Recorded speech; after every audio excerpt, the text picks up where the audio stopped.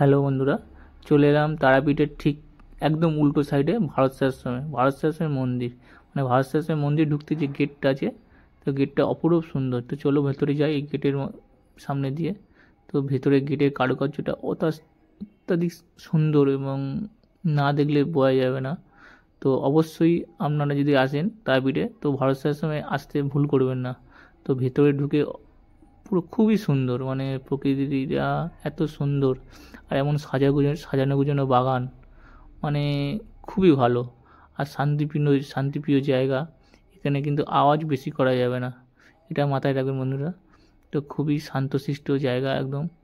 তো না এলে বোঝা যাবে না। তো আমরা আশপাশটা ঘুরে মন্দিরের ভেতরে প্রবেশ করলাম। তো মন্দিরটা এখনও সামনে থেকে খুবই সুন্দর। ওর ভেতরে ঢুকবো আমরা। দেখবেন সামনে প্রভুরা আরতি করছে ভারত সেবাশ্রমে। তো অনুকূলচন্দ্র মা, বাবা অনুকূলচন্দ্রের সবাই আরতি করছে। তো একবার দেখুন বন্ধুরা।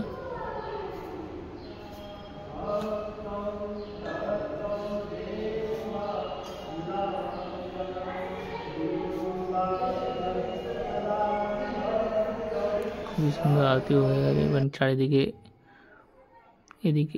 এইদিকে আসলে দেখবেন শ্রীকৃষ্ণ, মানে রাধাকৃষ্ণের এক অপরূপ একটা মন্দির, মানে পাশেই আছে, মানে অনুকূলচন্দ্রে খুবই সুন্দর রাধাকৃষ্ণ। এবং নিচে গোপাল বসে আছে, মানে পাথরে এত সুন্দর করা এবং খুবই সুন্দর মন্দিরটা। দেখুন সামনে থেকে একটু দেখানো হচ্ছে, খুবই সুন্দর, মানে দেখলে পুরো চোখ পুড়িয়ে যাবে। এদিকে আছে মা কালী এবং পাশে শিবলিঙ্গ, খুবই সুন্দর, এক অপূর্ব। মায়ের মুখটা খুবই মিষ্টি এবং দেখুন সামনে থেকে দেখানো হচ্ছে মায়ের মূর্তিটা,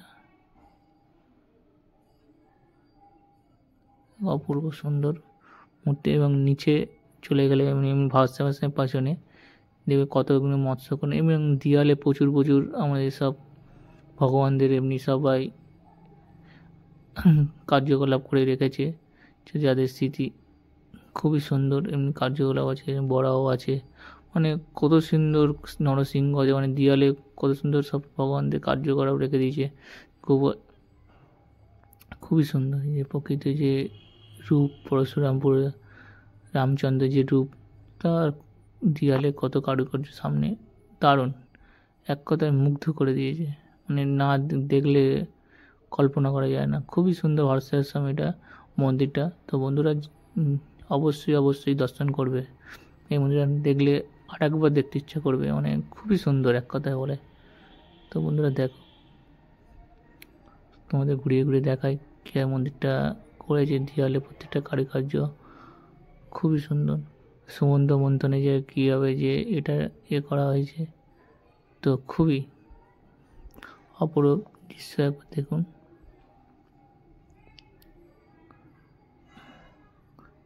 তারাপীঠে এলে বন্ধুরা অবশ্যই এটা দর্শন করবেন, মানে খুবই কাছাকাছি এবং খুবই সুন্দর, অপরূপ।